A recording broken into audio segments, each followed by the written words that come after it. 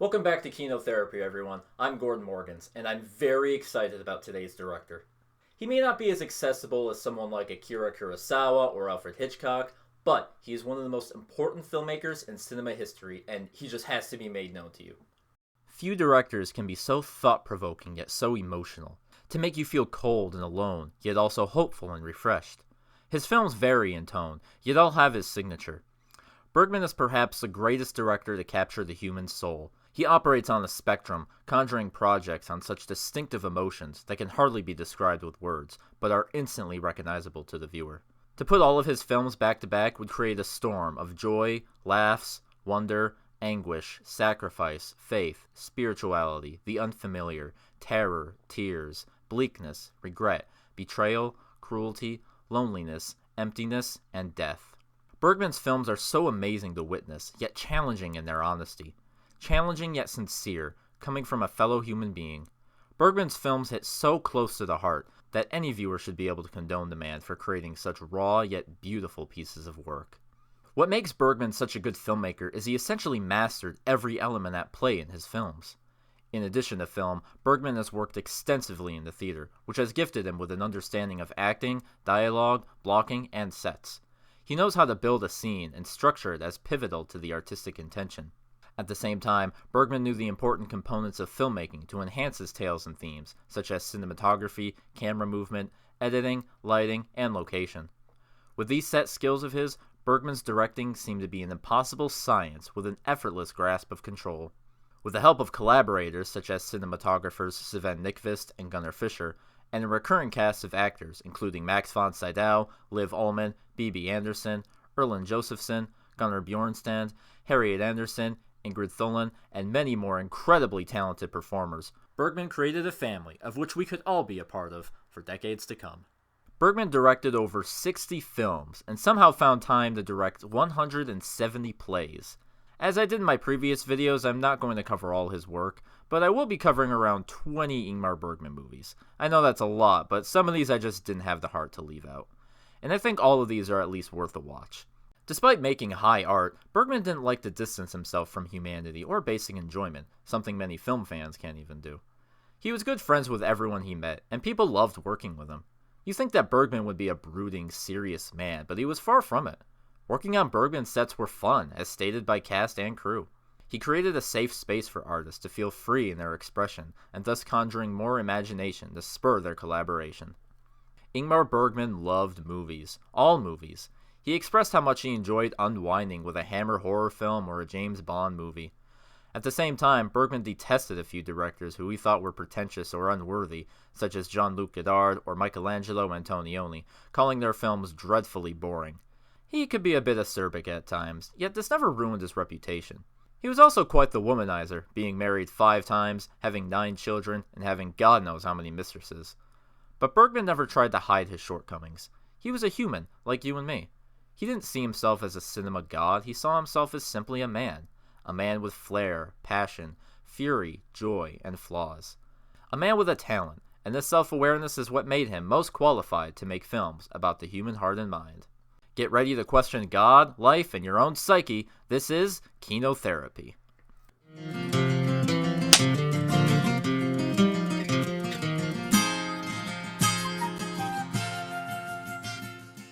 Ernst Ingmar Bergman was born in Uppsala, Sweden on July 14, 1918. His father was a Lutheran minister who carried strict rules of parenting and religion, often locking up poor young Ingmar for mild actions. Bergman had a rough relationship with his cruel father and lost his godly faith at the age of 8 years old. He attained a magic lantern and used it to create worlds of imagination, fantasy, and freedom. He would make his own marionettes and act out Strindberg plays. While in college, he was heavily involved in the theater and began a passion for films. Bergman directed a play based on one of his own scripts, and the play happened to be viewed by members of Sphinx Film Industry. They offered Bergman a job writing scripts, and he eagerly accepted. He's appointed assistant director for a production on one of his scripts, and after that success, Bergman hit the ground running.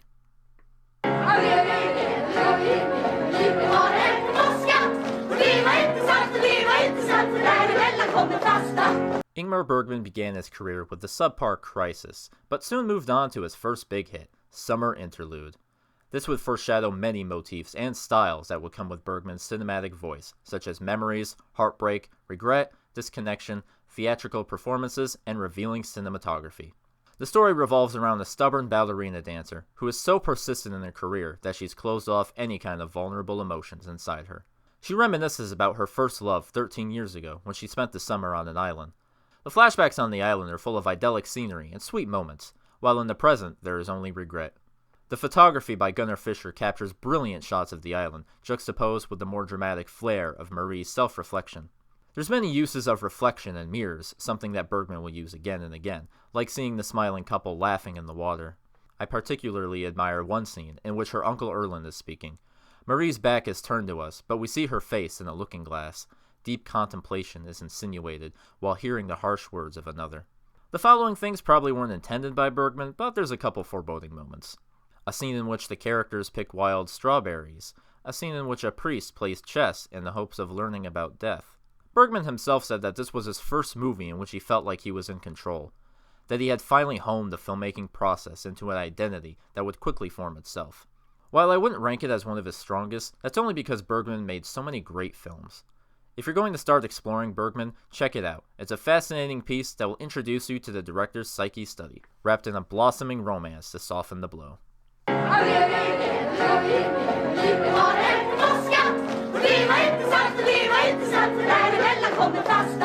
Bergman made an even bigger splash 2 summers later with Summer with Monica. Why was Summer with Monica a bigger hit? A nude scene. Sort of a nude scene, and not entirely the reason, but it's definitely why some people went to see it. A common theme Bergman would explore in his films is sex. Both are discomfort and liberation with it. Sometimes it was the latter, as was the case with Monica. Yet in a sexually deprived society, sexual freedom can be a statement. Sweden is more progressive than the US, among other things, and Bergman is merely sharing that. The film follows a pair of young lovers who run away together and spend an excellent summer on an island with no rules or responsibilities. Harriet Andersson and Lars Ekborg star in this feature as Monica and Harry.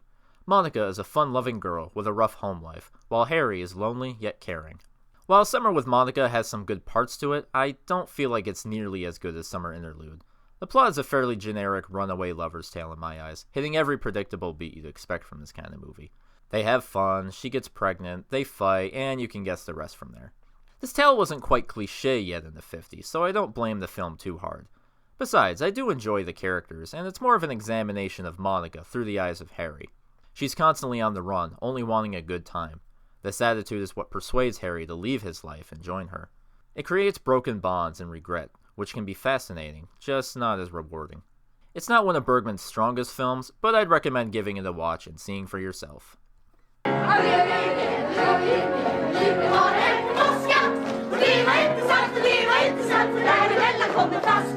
Sawdust and Tinsel was another step toward Ingmar Bergman's great legacy, a drama of hopelessness with a touch of humor at parts.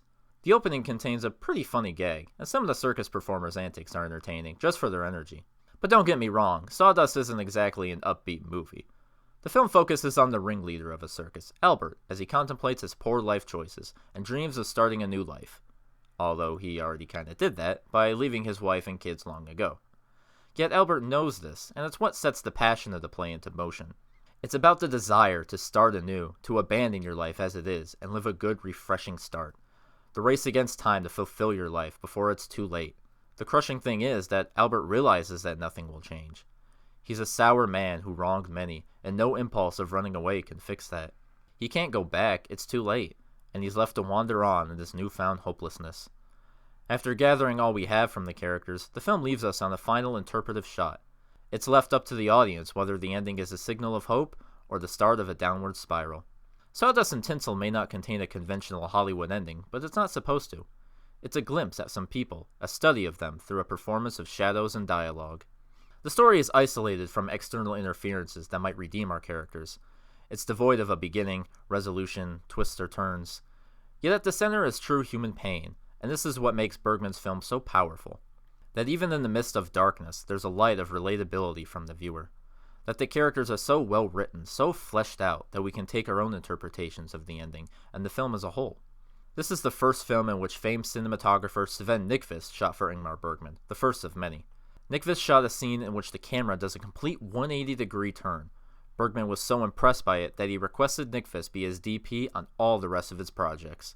A truly remarkable film, and we're still not quite at Bergman's stride.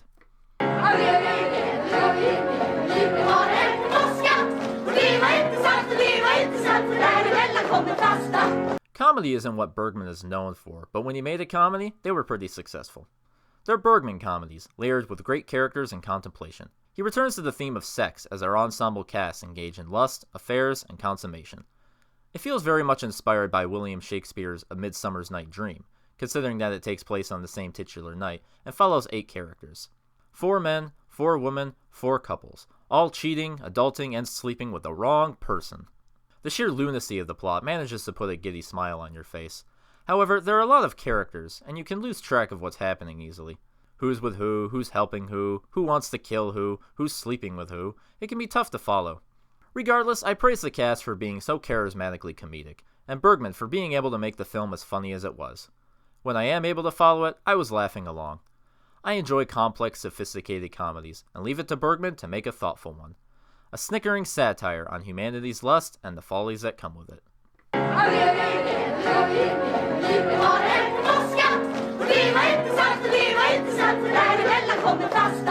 Now we're getting started.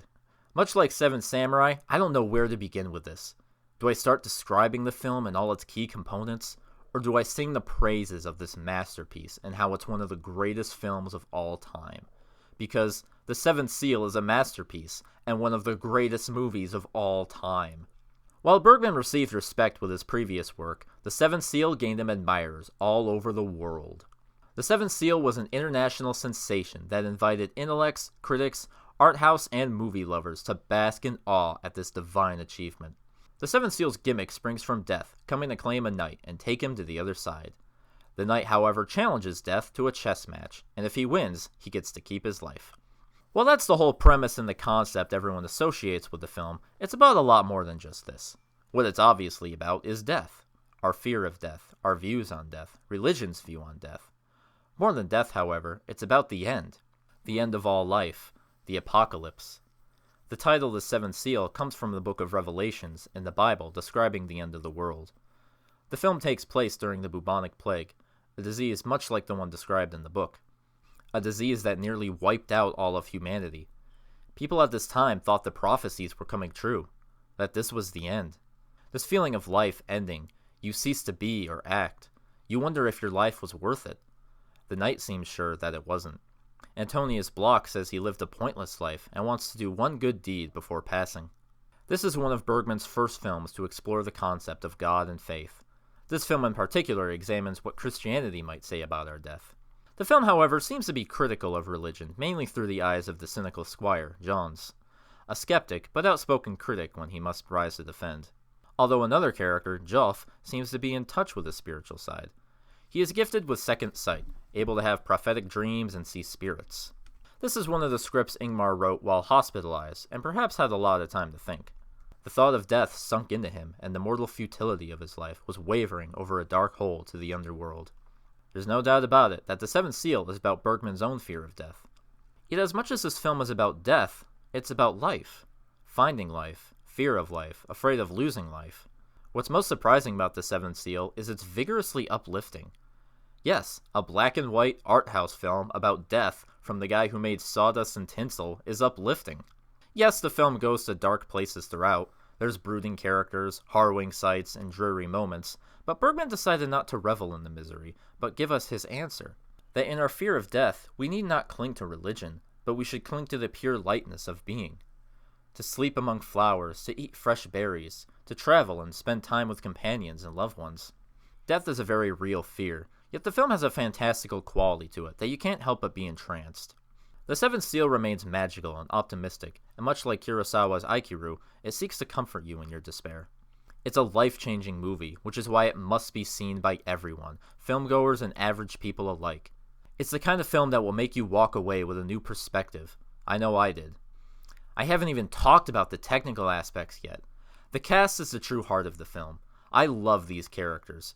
The brooding Antonius, the pessimistic Johns, the joyful Joff, his caring wife Mia, the mute servant girl. This was Max von Sydow's first role in a Bergman film, and what an impression he made. His stone face evokes the sadness of his helplessness, yet he's still compassionate and sympathetic. His kindness and faith make him very likable, something only a legend like Von Sydow can pull off. Gunnar Bjornstrand stars as Block's squire. He contains a cynical attitude toward the crusade and religion, but rightfully so. He's not too bitter, and is shown to be righteous at times. Bibi Andersson complements her eccentric husband perfectly, as she doesn't quite believe in his crazy sights, but is still there to support and care for him. Swedish comedian Nils Popp plays Joff, and is a perfect choice to bring the warm, joyous whimsy the film needs. And you can't forget the ominous presence of Death, memorably played by Bengt Ekeroth. This wasn't the first story to personify Death, but is perhaps the most popular portrayal that inspired all character designs since. His pale painted face, bordered by shrouds of dark shadow, creates a striking contrast of fear and awe. Yet despite his intimidation, Death himself is not fierce, but gentle. A humble spirit that relies on wit to win, for nobody can beat Death. Gunnar Fisher returns to shoot this visually arresting cinematic folktale. It's the shadows that seem to be characters themselves, lingering behind our characters as if ready to cover them at any moment. So many shots have remained inside viewers' heads, like playing chess with death, or the famous final shot, the Dance Macabre. A shot in which shadowy figures dance on a mountain ridge, being led away by death. Just a perfect ending to a perfect movie. This is only the 5th film I've talked about, and I've already gabbed about it for too long. Oh boy, I have so much more to talk about. My point, watch The Seventh Seal. For the love of life and all that is holy, watch The Seventh Seal.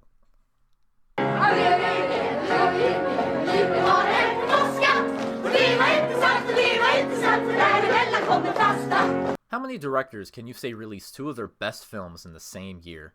Inspired by his favorite Nicktoon, The Wild Strawberries, Ingmar Bergman directs one of the most intricate and complex portraits of all time. Veteran director and Bergman idol Victor Sjöström stars as Dr. Isaac Borg, a bitter, selfish, and depressed old man.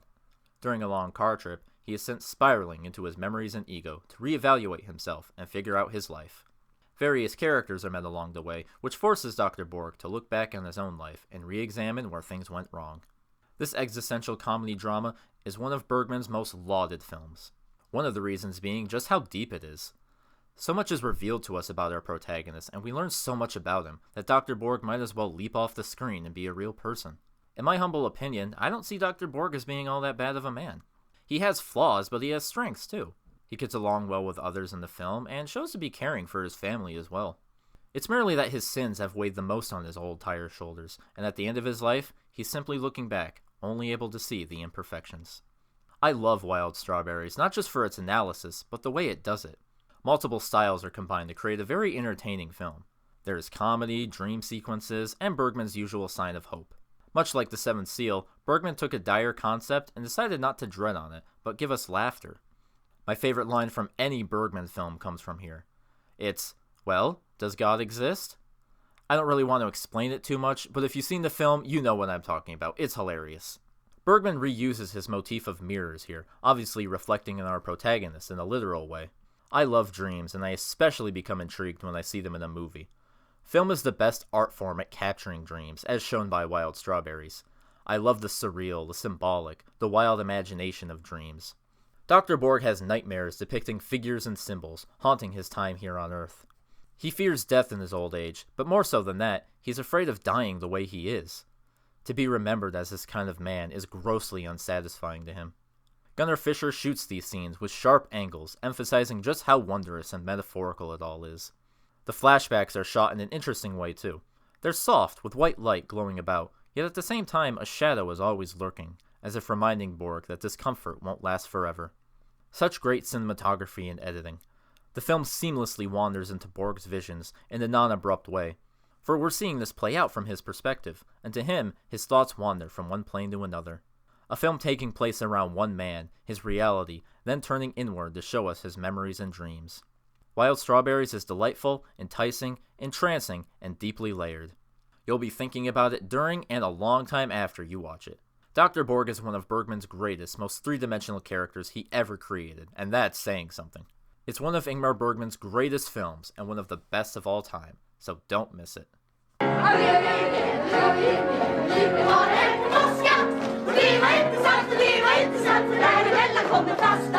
A mysterious drama, The Magician isn't exactly one of Bergman's fantasies, but rather an unearthing of the real and unreal. Blending elements of soul-searching drama and moments of eerie horror, The Magician stars Max von Sydow, of who it took me half the film to realize it was him, as a mute magician who claims to have discovered all sorts of fears in the supernatural and pseudoscience. He and his troupe of assistants arrive in a village full of doubters and detractors alike. The theatrical element is ever present here, taking place in a limited time frame as we cross-examine these characters through altercations and dialogue. In addition, many of Bergman's great players are involved, including Ingrid Thulin, B.B. Anderson, Gunnar Bjornstam, Erland Josephson, Lars Ekborg, and Bengt Igerok.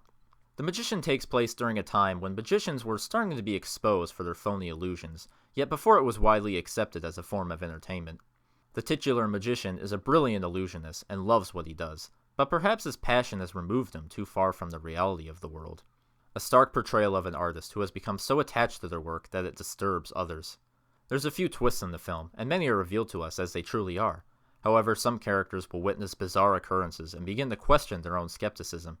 It's a film that both explores the brilliance and flaws of its protagonist, while also casting creepy twists and turns to make the audience see the truth. Introspective and haunting, The Magician is yet another great Bergman attraction.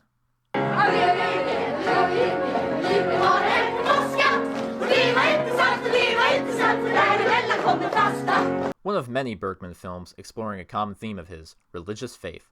But The Virgin Spring does more than that. It's also about morale and guilt. Now seen as a predecessor for rape and revenge stories, The Virgin Spring is a slow-burning drama about atrocity and retribution. Karen is a beautiful, innocent daughter, beloved by her farming parents and adorned by almost everyone around her. One day, she is raped and murdered, and after learning who her assailants are, the father must decide quickly if he is to abandon his Christian faith and seek revenge. He could choose to keep his highly pious morals, but should he? Will he?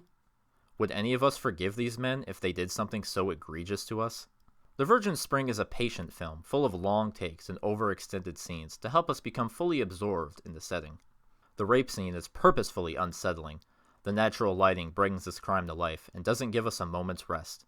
My favorite scene from the film involves the father contemplating his principles and what to do with the three men. Sven Nykvist's relentless camera captures all the emotions, all the unanswered ridges, all the confused marks perfectly on Max von Sydow's face. Both of their talents combined make this scene overflowing with interpretation. This is what makes Bergman's films so good, are the talented people he gets to participate with him. Actors like Max von Sydow, who is able to go to these places inside him, who's able to know the precise feeling that should be reflected and just how to do it. And Sven Nykvist, Bergman's most trusted confidant. Bergman said many times how easy it was to shoot with Nykvist. He simply told him about the scene and what he wanted, and he'd give it prepared exactly how it should have looked, with no interference or correction. The Virgin Spring is also about the clashing paganism with Christianity. The servant woman is a pagan, Odin-worshipping wretch despised by all. She is the complete opposite of Karen, and secretly wishes something bad on her out of jealousy. Yet at the same time, there is a sense of innocence in all the characters, as if Bergman is saying that pure evil doesn't exist, and neither does pure good. The confession of the servant girl, the boy with the murderers, and of course the complex, great ethics inside the father. The Virgin Spring is a meticulous meditation on the value of ethics, innocence, and guilt.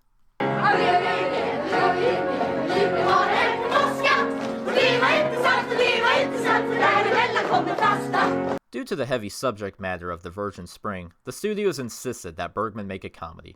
Therefore, he gave us what I think is a pretty enjoyable and funny film. In The Devil's Eye, Satan sends Don Juan and Hell back up to the surface world so he can seduce a virgin and thus ruin her chastity. Don Juan is accompanied by his servant, Pablo, and a demon to ensure that Pablo has no sex. Boy, maybe that demon is following me around.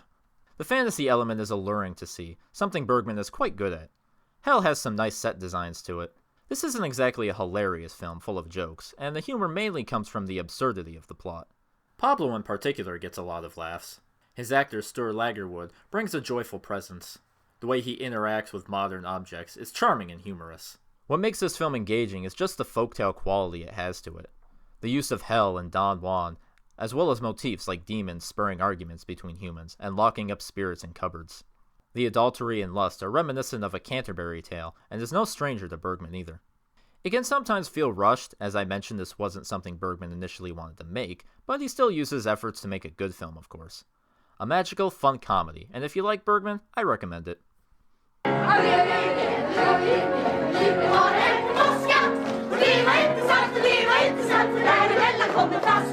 The following years, Ingmar Bergman released what is called the Faith Trilogy. Bergman said that he never intended for these 3 films to be a trilogy, but was open to connecting them. These aren't the only Bergman films to center on tests of faith either, but nonetheless there is an arc that many have pointed out across the duration of the trilogy. A thematic trilogy and not a narrative trilogy, I should add. The first being Through a Glass Darkly, a drama surrounding 4 characters vacationing on an island. I'll note that this was also the first of Bergman's films to be shot on the island of Faro, which would not only be the location for many of his works, but would also become his home. Each character in the film has their own plight, their own inner demons that they're wrestling with, who become entangled during the trip. The character that sets things into motion would be Karen, played by Harriet Anderson, a schizophrenic who has just been released from the mental hospital. Her family tries to help her and cope with the ordeal, including her tired but loyal husband Martin, played by Max von Sydow, and her distant, closed-off writer of a father, David, played by Gunnar Bjornstad. Her brother, Minas, played by Lars Pasgard, is also present and struggles not only with dealing with Karen and her antics, but is confused by his sexuality and longs to be reconnected with his father. Through a Glass Darkly once again couples strong yet subtle performances with revealing cinematography, manipulating the light and shadows to complement our characters' emotions. Bergman uses this opportunity to not only explore faith, but sexuality as well. Karen is uncomfortable and conceals herself from intimacy with her husband.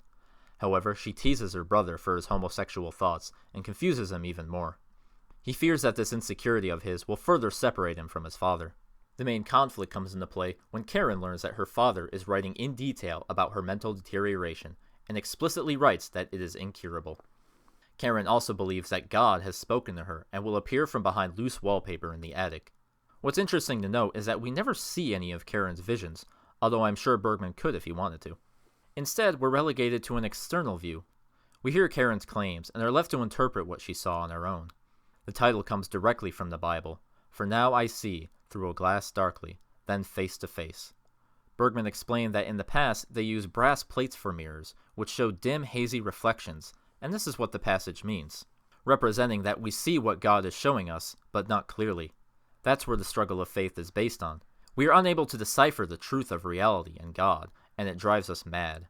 The relationship between David and his children are strained, much like how many of God's children feel distant from him.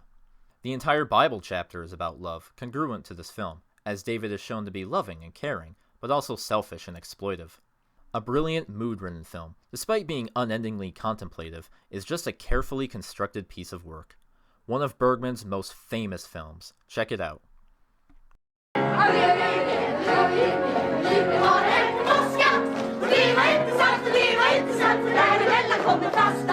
The next film Bergman released was the spiritual sequel of Through a Glass Darkly. While the previous film is discovering the ostensible faith, Winterlight is the process of losing it. Once again, Bergman constructs an intricate character study, this time of a small-town pastor, played by Gunnar Bjornstad. I love this film purely as a testimony for religious leaders.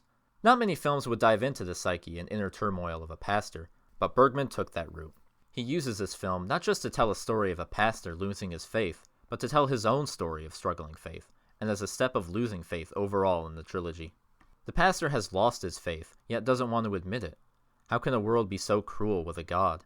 There is no love in the world, and if God is love, there is no God. A villager comes to talk with the pastor, for he is depressed and worried about an impending nuclear war. The pastor simply vents to the villager and expresses his own sorrows and disbelief and hope. This has dire consequences on the villager and the pastor's conscience. He's not even able to confide in others because of his position. Much like Wild Strawberries, we learn a bit about our protagonist's past as well, learning why he became a pastor, his previous relationships, and where he truly does stand in his faith. The pastor receives love from no one, and worst of all, is unable to love. How can a pastor not have the grace and love of God? It reevaluates the final statement of Through a Glass Darkly, as God must be more complex than just simply love. Other recurring things repeat from the film also, including a reference to a malevolent spider god, directly quoting a line from the end of Through a Glass Darkly, and the ever-mystifying trope that God is silence. As much as the characters beg for clarity, they are still hopelessly lost and frustrated. Winterlight is a critical look at Christianity on the edge, but truly, it's a heartbreaking look at losing faith and hope. The pastor is made human, which makes his loss of faith relative to the world, a despairingly tragic one, but also a cry for freedom. The pastor, Thomas Eriksson, is one of Ingmar Bergman's best characters and is one of my favorite films of his.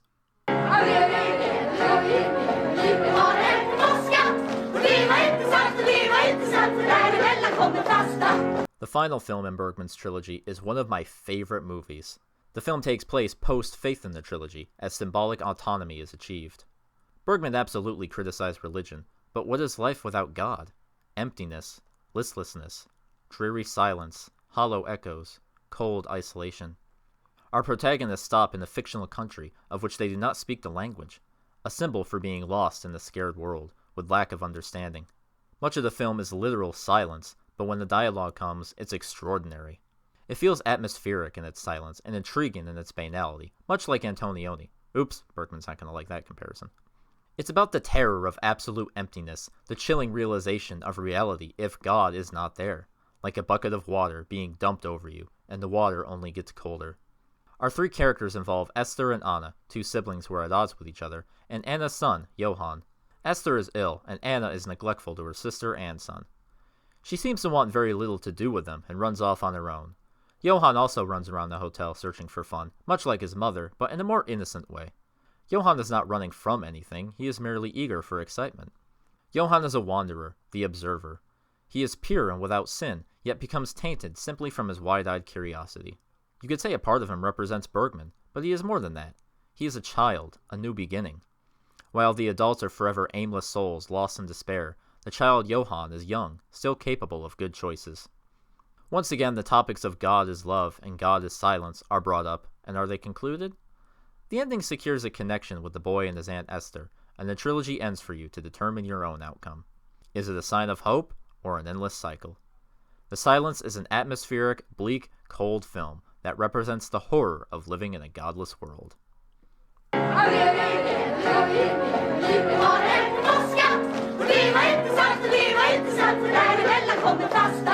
You think I've been fawning over Ingmar Bergman this whole time?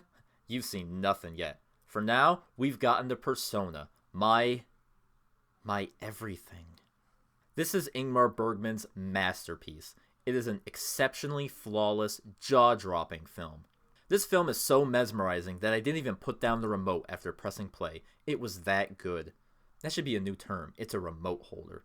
I was captivated by the transcending opening prologue. It's visual poetry, and I love when films start out like this. More films need visual prologues. Funny thing is, I'm actually struggling to put Persona into words. How do you describe that which does not need words? Much like Elizabeth, I'm speechless after the psychological submergence. But what is the basic premise? Well, the film focuses on two women, Alma and Elizabeth. Elizabeth is a famous actress who has decided to stop speaking altogether. Alma is a nurse assigned to care for her at a mental hospital. The two women stay at a house by the ocean, returning to the island of Faro.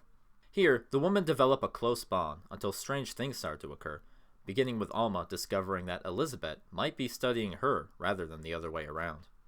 To describe the plot more would be pointless, for Persona isn't about the plot.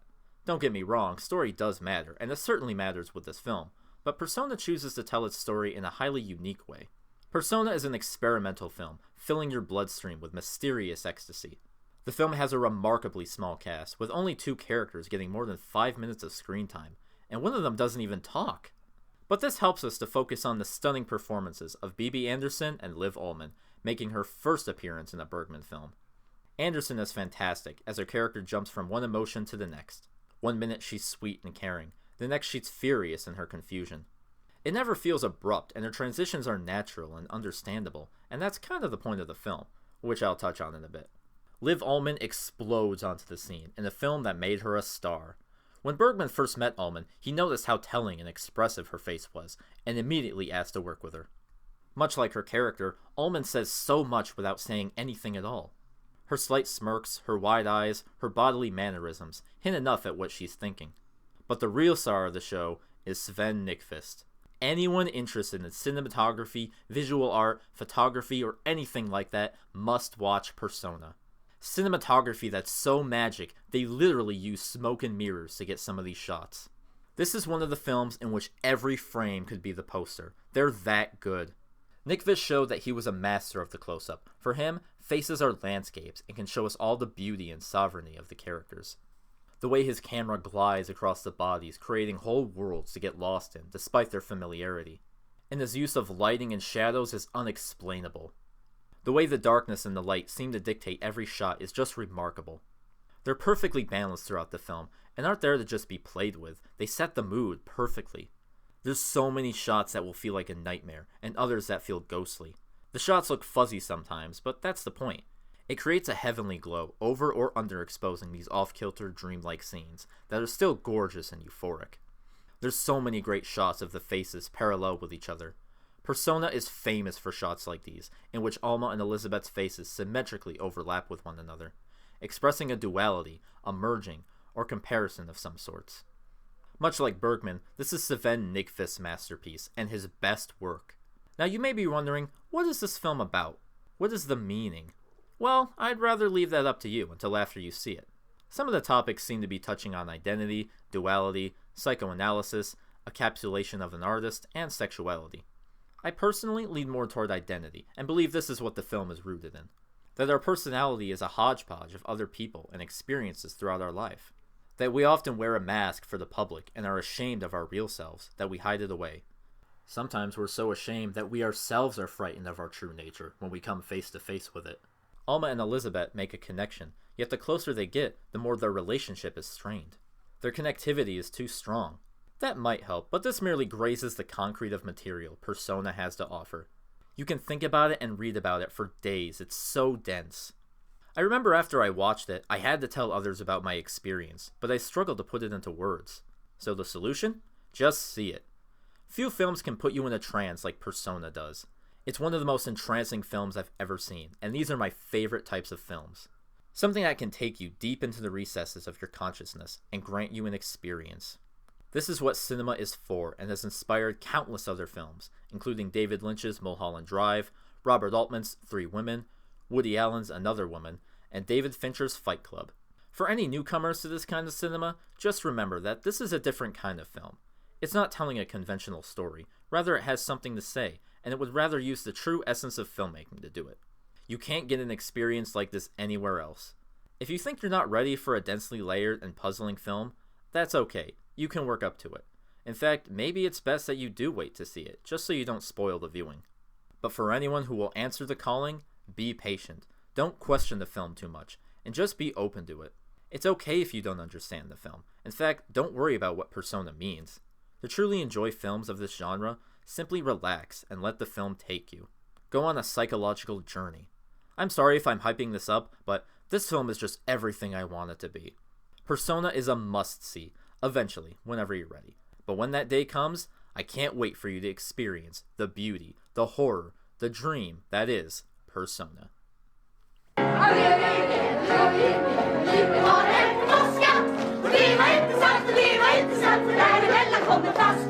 While The Magician and Persona dip their toes in the horror genre, Hour of the Wolf is perhaps Bergman's first venture into uncanny psychological terror. The film stars Max von Sydow and Liv Ullmann as a struggling mentally disturbed artist, Johann Borg, and his lovingly challenged wife. Borg is plagued with fits of nightmares and insomnia that send him further and further into madness. His wife, Alma, stays up with him through the nights to occupy him. Once again, Sven Nykvist masters the art of shadow and light.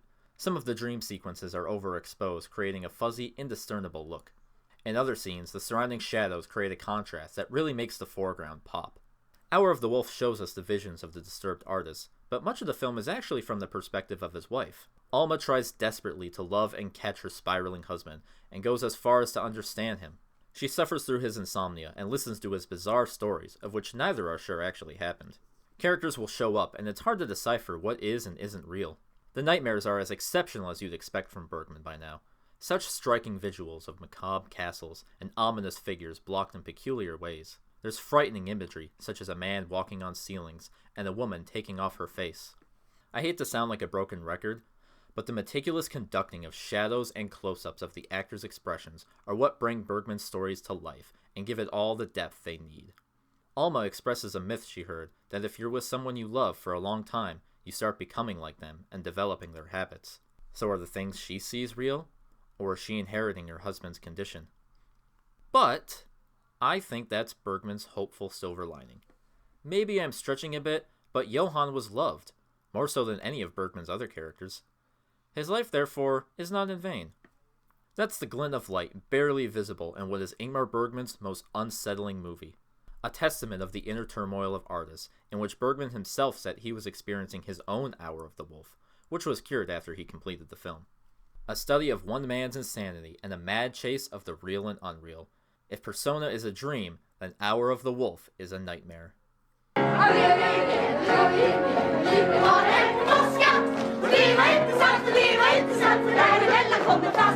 Ingmar Bergman's next film also starred Max von Sydow and Liv Ullmann as a married couple living on an island. Shame may seem like a war film and is often called a war film. However, I don't think that's what Bergman's intentions were. Shame is more about how hatred boils into violence, how unspoken problems in the self and unwilling to deal with them in relationships can elicit diabolical consequences.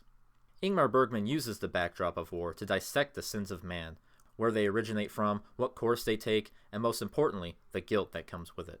The film contains many long takes that grapple us into these unbearable moments and feel all the self-loathing and hatred. For that's what shame is about. Shame. Not just the bad things that people do, but the bad feelings they have whilst doing them. The regret, shame, and self-loathing that comes from doing such horrible things. Now that's the human soul, splattered right there in a mosaic of unbearable humiliation. The relationship at first seems strained due to Jan's anxiety and withdrawal symptoms. He and his wife Eva disagree with points of politics on the war, yet these are submerged deep beneath the surface. Eventually, circumstances change Jan from being a coward to coming out as a weak-hearted killer.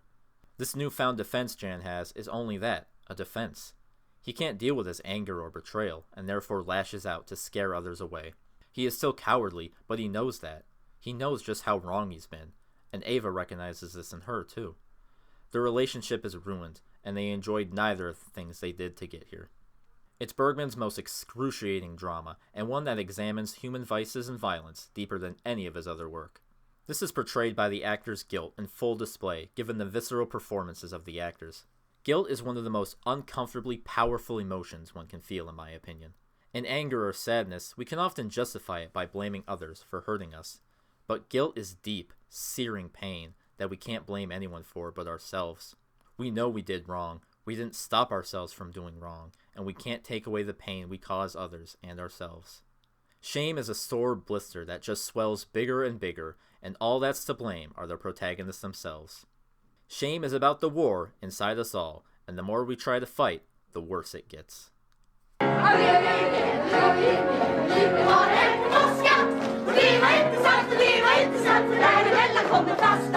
The Passion of Anna is one of my favorite Ingmar Bergman films. Although it's not often ranked quite as high as Persona or The Seventh Seal, it's in my top 5. Originally, the Swedish title was The Passion, which I think is more appropriate considering it's about 4 characters rather than just Anna. The Passion is perhaps Bergman's most confusing movie. At least with Persona or Cries and Whispers, you can tell what Bergman is getting at. With The Passion, there's quite a bit going on. Much of the film is straightforward narrative, and you can recognize the plights of the characters, yet there are various other sequences which can make the film muddled for some. But for me, it was enticing. For example, parts of the film will break away and show interview footage of the actors talking about the characters they're playing. There's a couple other scenes, such as photography, and a subplot of an unknown force committing animal cruelty, almost like a Michael Haneke picture. Much like Bergman's other work, plot isn't so much the focus as his theme and character analysis.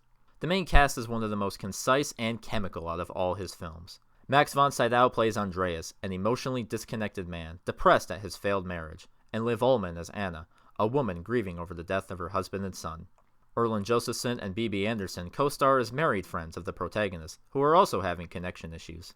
Josephson's character is a photographer who takes pictures of different emotions, an artist who loves to capture the beauty of emotions, but rarely exerts himself to them.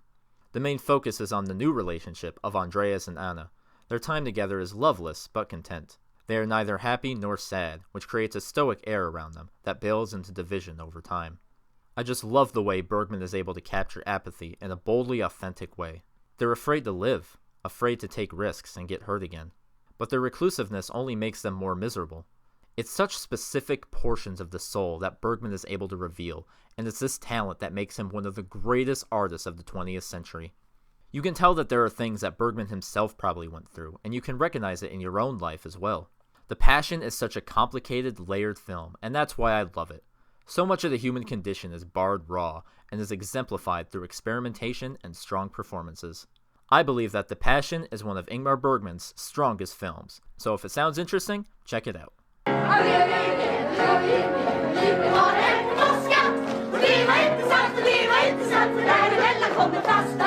In 1971, Ingmar Bergman directed his first English-language film, starring Elliot Gould.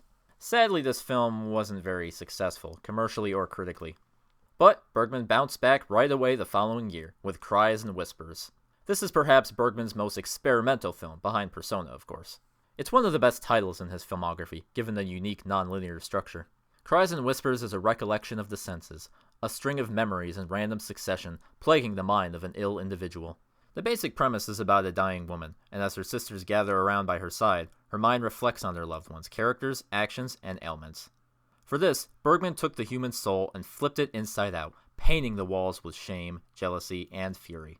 Sven Nykvist mastered the art of color and received an Academy Award for his accomplishment. The use of crimson red is especially present as it drenches the entire house. The performances are subdued as the characters hide their bitter evil thoughts, yet the scenery is loud and vibrant, like a violent passion. Splotches of white are interspersed in the scenes as well, such as the characters' dresses. Not to mention the editing makes a fantastic choice of scene transitions, fading to red in between scenes, rather than black.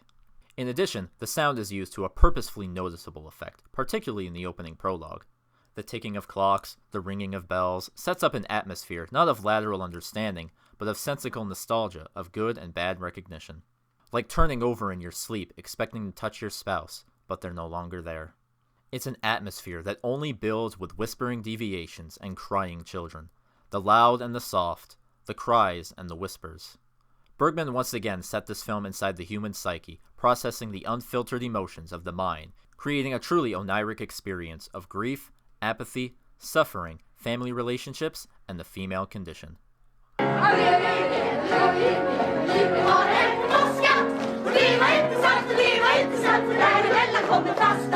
Bergman's next project was his first not to be originally made for theaters, but as a television miniseries. Despite the fact that the series was eventually cut down into a theatrical release, I believe that the television version is the purest version.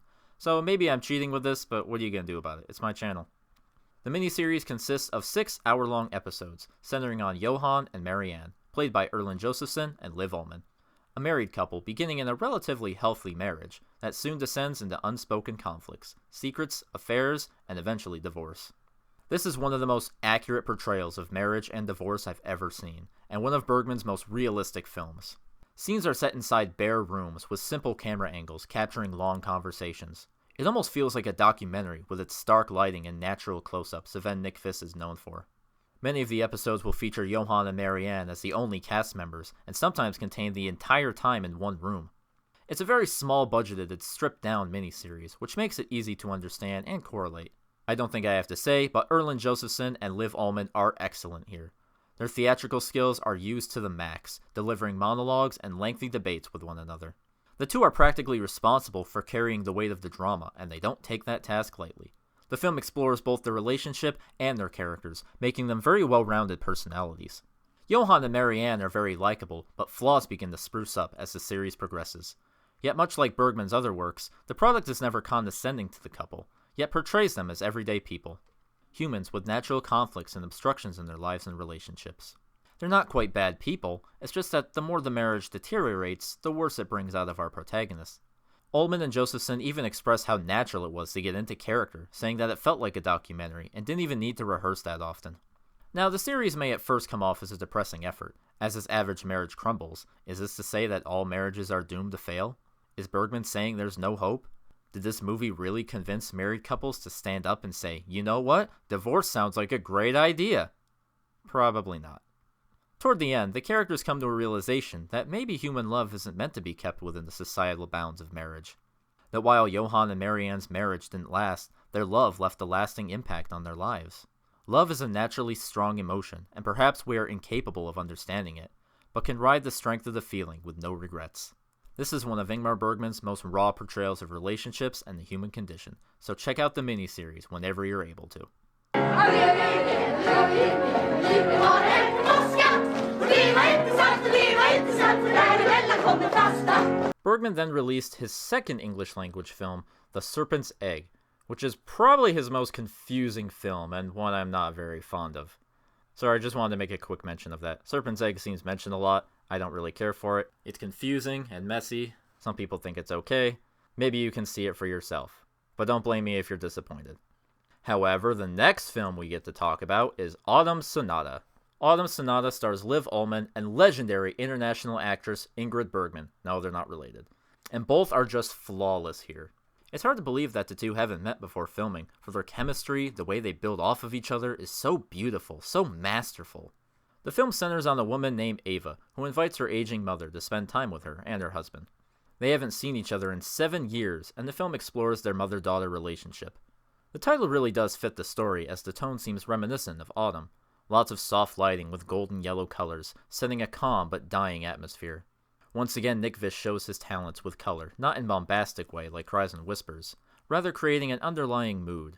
In a particular scene, Ava is wearing a green dress, and their mother Charlotte is wearing red, contrasting colors representing their distance from each other. Music also plays a big part in the film as well. Charlotte is a professional classical pianist. One of the pivotal scenes in the film involves Ava and Charlotte playing the piano. It's a prelude by Chopin, meant to express musically the inner thoughts of our characters. As the respective woman plays, the camera will linger on the other's reactions, inciting either tears, awe, or disappointment. Speaking of which, have I mentioned what a great actress Liv Ullmann is yet? This is one of my favorite roles of hers. I related to her character so much. She's a little shy, but does her best to be a good wife, caretaker, and Christian. She's very kind and sometimes gets taken advantage of, and misfortune has struck her many times in her difficult life, such as her son dying or taking care of her diseased sister. She finally lets loose, expressing how she feels to her mother, that she doesn't know who she is, and she often hates herself, and connects it all to Charlotte, who never loved her or her sick sister like a mother should have. Afterwards, however, Ava feels bad for berating her mother, seemingly ruining their relationship forever, and guilt-ridden that she was unjust in blaming her. This is one of the most accurate depictions of anxiety I've ever seen, and as someone who deals with a severe case of this, I greatly appreciate the efforts from Bergman and Ullmann. And also Bergman. The other Bergman. This film is rather slower than Bergman's other work, and isn't exactly his most nuanced either. The product as a whole may not feel as strong as Through a Glass Darkly, for example, but its strong moments are strong, and create a vivid study of a mother and daughter, losing their love for one another. Check it out.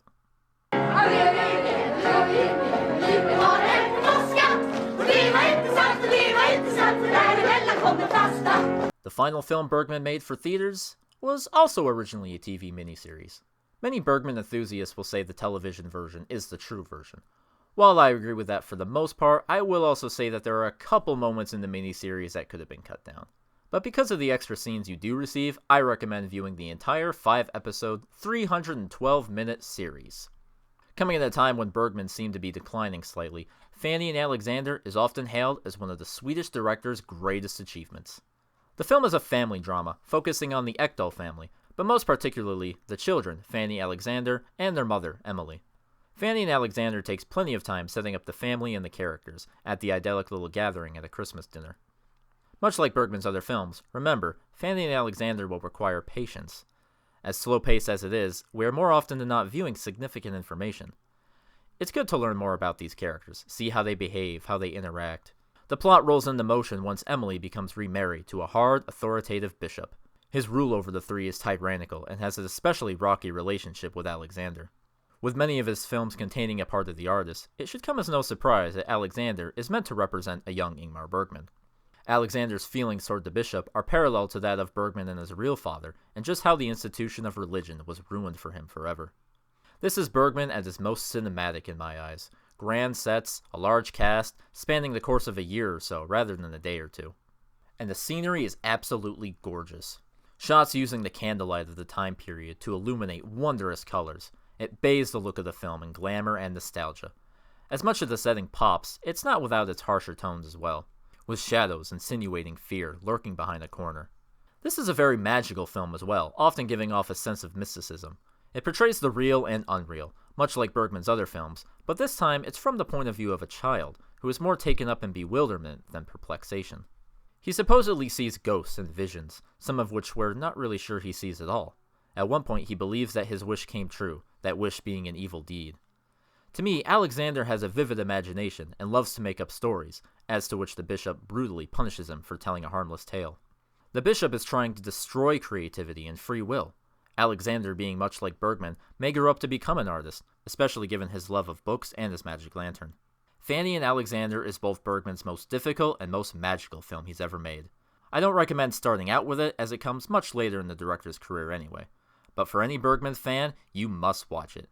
Don't miss one of the greatest pieces of media from the 80s, Fanny and Alexander. Ingmar Bergman's official final release was Saraband in 2003. What a long career. Saraband is a sequel to Scenes from a Marriage and takes place roughly 32 years later. Bergman's talents shine through. The plot can get a little misguided at times. Much of the plot isn't really about the reconnection of Johann and Marianne. It is actually about Johann's son and his granddaughter. About his granddaughter having to make a choice and her relationship with her father. It is still good, but in the realm of Ingmar Bergman films, it's more of mid-tier. That's just because Bergman has such a stacked filmography. If you love Bergman, I do recommend seeing this. You'll probably watch it anyway, given that you'll want to see where these characters end up. Not great, but still interesting and very artistically well made. Around 1976, Bergman was arrested for alleged tax evasion. Once investigators got to the bottom of the situation, they realized it was all just a misunderstanding, and the charges were dropped. However, Bergman suffered a mental breakdown and was hospitalized with depression after the incident. He was upset at his whole country, for some reason, and vowed never to make films for the industry again. He directed more films outside of his country, only returning to Sweden for his semi-final film, Fanny and Alexander. Afterwards, Bergman stuck with directing plays and making television specials. Some of these, however, were soon released theatrically. The great director retired, and 4 years after the release of Saraband, he died on July 30th, 2007. Bergman did so much for art, combining the greatest aspects of literature, film, theater, poetry, images, exploring philosophy, emotions, intelligence, the psychological, the spiritual, the mystical, the sensual, the darkness. Ingmar Bergman's biggest talent is that he had many talents. A brilliant and beautiful spirit that knew his strengths as well as his limits. The fact that his radiance was able to reach so many people, I think, is a testament to art, and a sign of hope, that if done right, maybe humanity will listen. Bergman was all about hope in our misguided world, and I bet he felt proud to contribute his voice to us. Some of Bergman's films, I'll admit, are kind of slow, especially for what a beginner might be used to. But this is a director who I just had to talk about. He's one of my favorites of all time, but be patient with his films. And even if they don't click for you at first, give it some time. Take a break and return to them later. There's nothing wrong with that. Martin Scorsese said of Ingmar Bergman, "If you were alive in the 50s and 60s and of a certain age, a teenager, on your way to becoming an adult, and you wanted to make movies, I don't see how you couldn't be influenced by Bergman." Woody Allen was an immense fan of Ingmar Bergman and called him the greatest film artist of all time. Many of Allen's films borrowed plot details from the Swedish director's films in a loving homage parody way. And if you become as big as a fan as I have, then maybe you'll need this bad boy right here. 30 of Ingmar Bergman's films on a giant box set from the Criterion Collection. A company dedicated to restoring and releasing films closest to the director's original vision as possible, and loaded with supplements. Special features and a book give you even more content and make this a must-have for any film fan. So what else can I say? Ingmar Bergman is considered one of the greatest directors of all time for a reason. His intimate and precise way he ventured through individuals and the human condition is one to be reckoned with. So if not today, then one day, I hope you can experience the power of Ingmar Bergman for yourself.